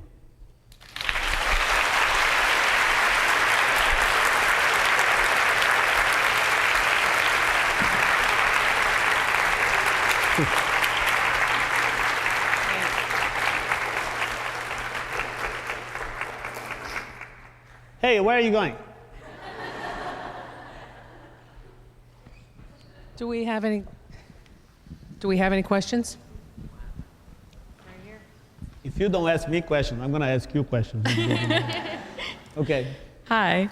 I saw your movie Wasteland and some of the other work with the wire drawings and use a lot of mixed mediums. And I was wondering if either in the beginning of your career or throughout your career, you've had critics or other people try and define what kind of artist you are, whether you're a photographer or a drawer or a painter, and how you go about dealing with that label. Well, you know, critics, they have to, that's what they do, you know, they criticize, you know. And then I think you have to do what you do. You have to make things, and they do what they do. Obviously, when somebody says something mean about you, you're, you know, somewhat affected. To a certain point, then you learn to ignore it because you realize that, I mean, critics, they're like mafia people. They only kill themselves, you know. They're like intellectuals. They're always like that. So there's the story of the critic. You know, the guy asked me to draw a picture where he has a machine gun. And then I draw the picture, and I said he was happy. You know, he was a critic because he had a machine gun. So if I can convince some guy with machine gun that I'm an artist, you know, critics don't have machine guns. So my main deal now with the criticism or the establishment is to prove, or just to provoke by being stubborn on the fact that I believe the art can be accessible without being minor or being less, you know.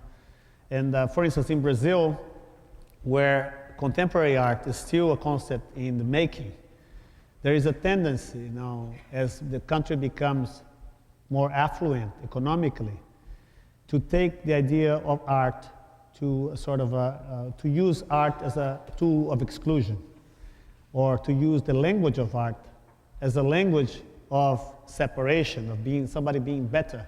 Because as the classes the class systems start to become more homogeneous, you know, people will resort to artificial ways in which you can separate yourself from the other people. And what I'm doing in Brazil right now, and I do this through film projects like Wasteland, I do it with social projects, and I do it provoking people. Like I've done it, I did the soap operas in Brazil are a big deal. You know, soap operas represent the entire prime time, and they run from 6 o'clock in the afternoon to 11 at night. The 9 o'clock soap opera reaches 65 to 75 million people every day, 6 days a week for 10 months, each one of them. So they asked me if I wanted to do the opening credits, like to do artwork for the opening credits of a soap opera, which is totally lowbrow, you know. And I said, what's the name of the soap opera? They said, Passione. And I said, okay, I mean, it's so Almodovar, you know. And so I did this, and they bashed me, they criticized me, they did, oh, he's doing soap operas now, you know, he's like, he's gone, he sold his soul to the devil. The thing is, like, I work with, I have a school in Brazil called Centro Espacial Espetáculo, which is the NGO. Every single or commercial project that comes my way, I normally used to say no, but now I don't do it anymore because it's good money. But I don't take the money. I take it as a project, and I divert it to school, to this school that deals with underprivileged youth that wants to work in graphic art, with theater, scenic art, in the school that we have. So companies like Louis Vuitton, for instance, now they wanted me to do a catalog for them. I said, I cannot do it, but I know the kids who can do it under my supervision. And they've been sponsoring School of Photography for the last 4 years. L'Oreal sponsors a school for makeup and hair for theater, you know, in movies for the last 6 years. And every time a big company, and now I'm going to LA because we're releasing this campaign of T-shirts with Mark Bradford, the Campana brothers, and Carlos Saldanha, the guy who did Rio. So we worked on a group making T-shirts that benefit the NGO as well. But then with another company, Intel also agreed to actually provide computers and do a program on graphic design for the kids. Every time I do something commercial, I don't get 1 cent. And I make a point of not getting and passing it on. So if somebody says that I sold I do highly commercial things, but in fact I don't do it for money. I would be the opposite. When you start hitting big time, being sponsored, like athletes do that. I mean, it's not, I sell artworks for it. And I think there's a very interesting discrepancy there. I'm saying so many things, I forgot what your question was, but it's okay.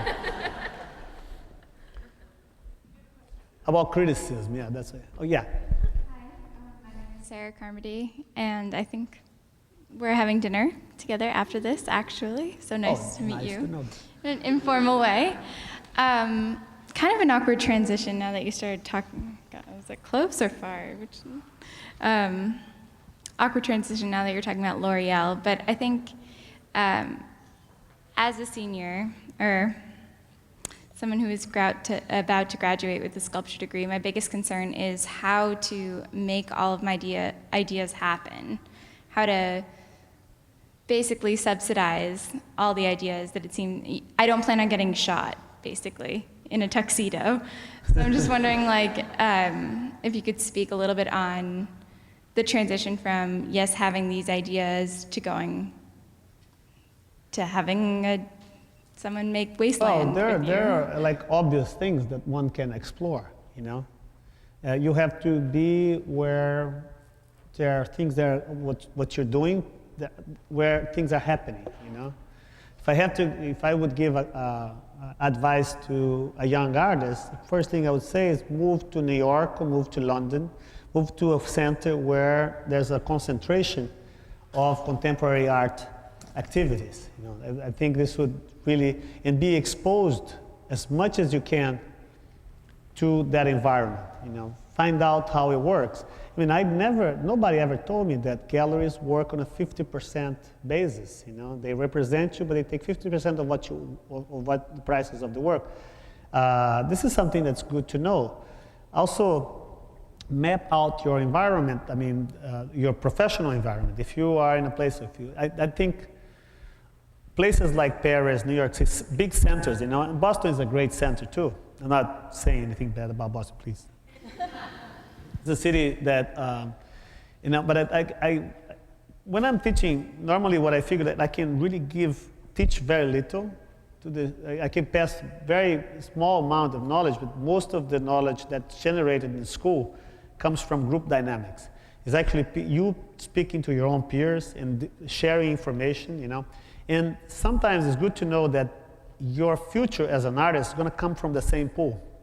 You would be tempted to think, oh, yes, I am going to go to this very important gallery. I've seen that many times young artists started showing with very big galleries, but they're like small fish swimming in a shark tank. It doesn't work. So it's nice to realize also as an artist, as galleries are looking, young galleries are looking for young artists to represent, you as an artist have to also figure out who are the galleries who are starting to represent or to pioneer art of your generation. It's and this, what I said before about your generation come into being, into the limelight, This happens and you feel it. Sometimes it takes a little longer for you to perceive it depending on where you are. But if you are fluent enough, if you are at the right place, in a place where a lot of things are happening, you sense that earlier. You have the tendency to feel it a little bit because you get more exposed. Once you sort of figured out where you want to go, it's just a matter of networking, talking to more people, and trying to. It's actually there's a point. I remember when I was 25. It's like I'm late on that thing, but it was the East Village was like a hot pot. It was amazing because you go out to openings and you meet everybody and you talk a lot and you go to dinners and you get sort of like in it's like a tornado of information. And before you know, you start instinctively sorting out the places you want to go. But I think more than anything is the best advice that I would give to a young artist or a senior that's started to is going to be out there is to be exposed to as much art as possible, to as much gallery. I hate fairs. I don't go to openings, but I give you advice that I don't follow myself because I'm a little older. But I mean, go to every opening you can, go to every fair, every biennial that you can go to, get to meet as many people as possible, get to know. So it's about mapping out your choices, and be aware that there's people, for each, there's a correlation between what you do and what somebody is looking for somewhere. You're just bound to find that person, And there's no, I tend to disagree with the idea of good art and bad art. There's art that really doesn't find a correlation to the place where it's exposed and sold and consumed. It's pretty much it. I think we have time for one more, and we're going to time you on the answer this time. Hi, I am an aspiring community cultural developer, and I was wondering how you balance your artwork with communities and your artwork for your personal artwork, and if there even is a differentiation of when you're making art with a community and with yourself. I think it's the difference is the end result. I think it's if I'm working. They have to be complemented with a social and cultural element. And I'm working closely with the mayor and the city council to try to figure out how to do it in a way that's not patronizing. It's not just like taking the symphonic orchestra to play. It has to come from within, And we're trying to foment cultural initiatives. But I mean, that's what I do as a person, And the funny thing is, if you ask me about philanthropy, about being, I'm giving out. It's self-interested, And I would like to emphasize that when you do things for other people, it feels really good. It feels good. When you buy new shoes, it feels good. When you help other people, it feels good too. And I do it because it feels good, Besides anything else, besides you get a lot of feedback, and I think there is a very narrow relationship between the way you live and the way you create things. And you feel good about what you're doing, It sort of fuels some kind of positive energy in the way you can look at things. And also, you're in a good mood, you feel proud of yourself, and it helps, The way I try to divide, many times, like the way the project with the Rio Plus 20, which included the whole city, that was my work. I feel responsible for it. And that is going to be in my book, as a work that I realized. I've worked with the Ministry of Health, for instance, making work with HIV patients, I feel feel that that's also my work. We work together, but I sort of the architecture of the whole project came from my studio.